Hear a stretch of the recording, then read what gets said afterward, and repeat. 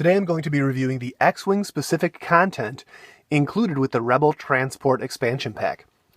This includes one X-Wing miniature with a new paint job, 4 unique X-Wing pilots, 2 non-unique pilots, 4 unique Astromech droid upgrades, and 3 copies of Flechette torpedoes. It's sort of a shame that in order to get this X-Wing content, you have to buy the Rebel Transport expansion. It's fairly expensive and of limited use unless you plan on playing a lot of epic level games. So far, Fantasy Flight has never offered unique cards, the ones with the black dot next to their names, in more than a single expansion. So unless that policy changes in the future, this will be the only way to get these 4 pilots and 4 Astromech droids. I will say that none of the pilots here are best in class for the X-Wing. Wedge and Biggs still have that title locked down. But they have some good abilities that are fun to work into Rebel squadrons. Let's take a look at the X-Wing model first. The paint job is very similar to the standard X-Wing. It's got some gold highlights, and some of the detailing seems a bit sharper. Here it is side by side with the regular X-Wing. The new one is on the left. The first unique pilot is Wes Jansen, who costs 29 points and has a pilot skill of 8.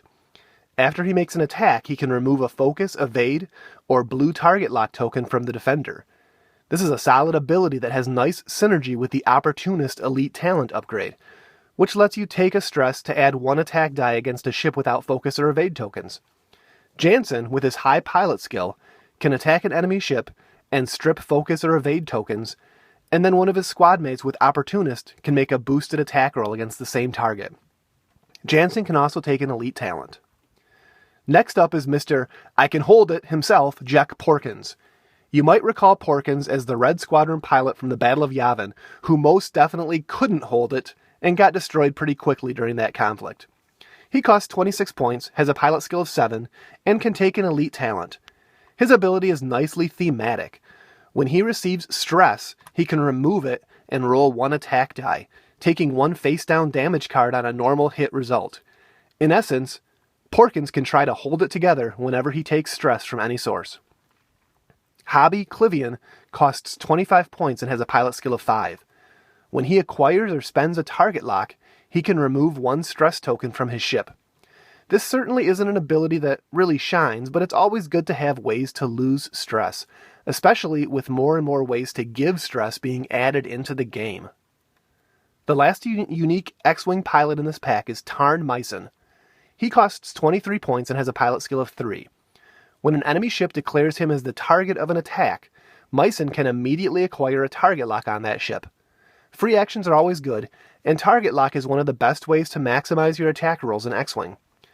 At just 2 points more than the rookie pilot, being able to get free target locks seems worth the cost if you're looking for a cheap ship to round out a Rebel squadron.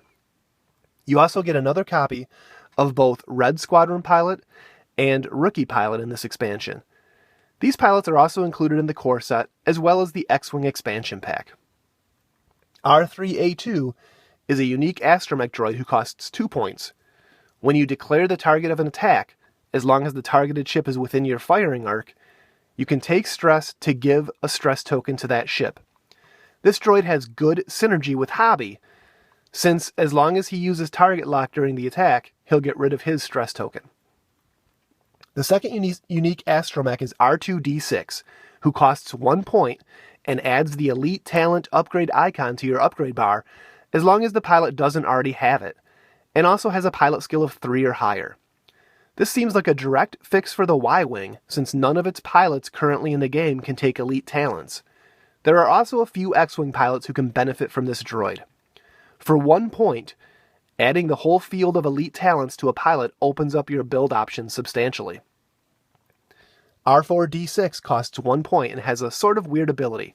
Basically, when you're hit by an attack with at least 3 uncancelled normal hit results, you can cancel hits until there are 2 remaining, and take stress for each cancelled hit.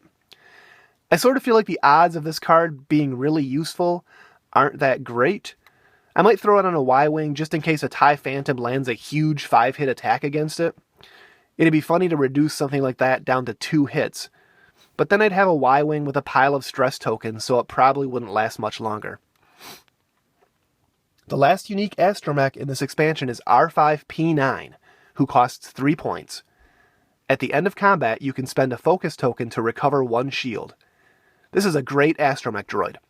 He gives you the same benefit as R2-D2 for 1 point less and without the green maneuver requirement. Of course, R2 recovers the shield before combat, while this droid does it afterward, which could make a difference. You also need to get through combat with an unused focus token, which can sometimes be difficult unless you have Kyle Katarn or Garvin Dreiss in the squad to hand out extra focus. Lastly, there are 3 copies of Flechette torpedoes in this pack.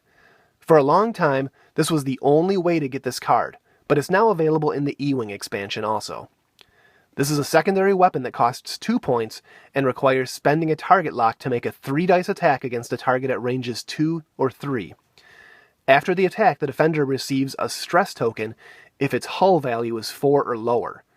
So basically, this weapon gives stress to all of the small ships currently in the game, with the exceptions of the TIE Bomber and Y-Wing. So that's the bonus X-Wing content that's packed in with the Rebel Transport Expansion Pack. While nothing here is crucial to putting together competitive X-Wing builds, there are some really good cards, especially R2-D6 and R5-P9. I could see both of these Astromechs working well with a wide variety of X-Wing and Y-Wing pilots. The pilots included here are pretty good, but I'd hesitate to call any of them really great. Jack Porkins is certainly fun to fly, just to see how long he can push his luck. Thanks for watching the Cardboard Dungeons X-Wing Ship Reviews. See you next time.